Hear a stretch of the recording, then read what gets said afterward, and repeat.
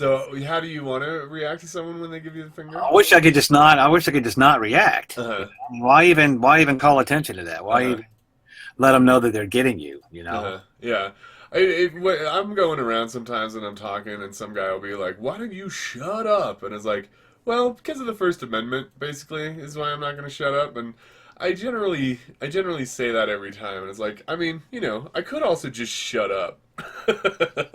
Yeah, well, we have to protect the. I do believe and support people protecting our right to the First Amendment. So, Yeah, and yeah. I'm not very aggressive when it comes to cops. You know, and Hmm. I know a lot of these free preachers get in a cop's face and will sit Yeah, there and make a big federal case of, the yeah. guy wants you to move 10 feet and you're sitting there fighting for your right to stay in an exact spot, Right. going on and Exactly. on and Yeah, on yeah, and yeah. on. To me, it's not worth going to jail Right. for something like that because most of these people aren't even paying attention to me and I'll be sitting in jail for nothing. And I'm Yeah. not saying I'm not going to defend my religion to the death, but you're pretty much a commanding presence when I watch you. I mean, you can't really ignore you. Okay, Yeah. possible, but I kind of just fade into the Yeah. background a lot. Maybe it's just maybe I should develop a more I don't bombastic think so. style. No, no, no. I like your style a lot. I like your style a lot because I'm parodying, obviously Ruben Israel and um, the the people with a lot of signs, Kerrigan Skelly and I the who are the Westboro Baptist Church, right? Like, because they're street preachers too. They're doing some stuff, and like I really dislike what they're doing and how they're doing it. But they're who I'm sort of parodying, the sort of can't ignore me sort of stuff. But I mean, I've seen a video that you did where you walk down the street and you hit 10 for 10 tracks into people's hands, and that's a difficult thing to do.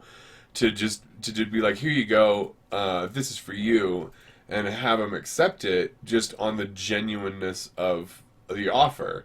So no, I think I don't think you should worry too much about changing your vibe up. I think it's really good. You're right about tracks being very difficult, man. Yeah, man. That's why my channel's called Nola Gospel Tracks because originally I envisioned just a track, and I kind of got into street preaching because I was having such rotten luck with tracks. They're a hard sell. It's like that joke. I don't know if familiar with the comedian Mitch Hedberg. Oh, absolutely, absolutely. I love him. It's like that his flyer joke. It's like giving somebody a gospel track and you're like saying to them, "Here, you throw this away. Throw this away from me. Yeah, that's right. You throw this away from me." Yeah, he's hilarious. Yeah, that's a good one. Here, you throw this away. Yeah. Generally, after I've preached, if I'm walking back to like the bus or my car or anything, and I see my tracks on the ground, I pick them up and throw them away. Yeah, it's very very depressing, especially when you're laying out some heavy bread for like chick tracks or something. you Oh know? yeah, yeah, yeah. I make my own. I make my own at Oh, really? Kinko's. Yeah, I sort of I worked at Kinko's for like a year, so I know how to make those machines do what I tell them to. Wow. So I get them double sided on cardstock and cut them up, and they look really good. They look really good. Yeah, most people are totally lost when they go to Kinko's. Yeah, yeah, yeah, yeah. And the people there do not help. Just to get that on record, the people there do not help you at all.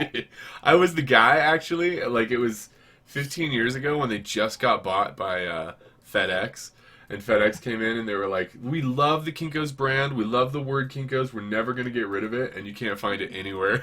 Right now it's FedEx. Well, Yeah, those people don't help you, is what I meant. yeah. Okay.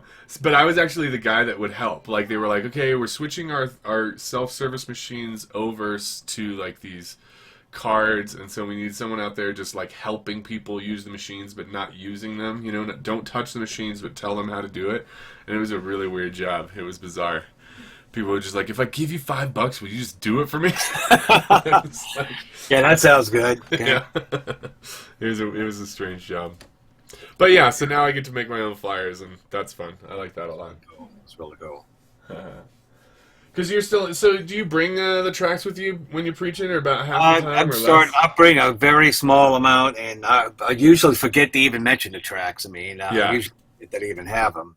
Sometimes I'll say the name of the track and try to get a person interested in the message. I have one that's "Why does God allow evil?" and I'll use that as a starting point to try to get somebody to take the track. But it doesn't matter what technique I use. People seem to be uninterested in taking something from the hands of a stranger these days. Yeah.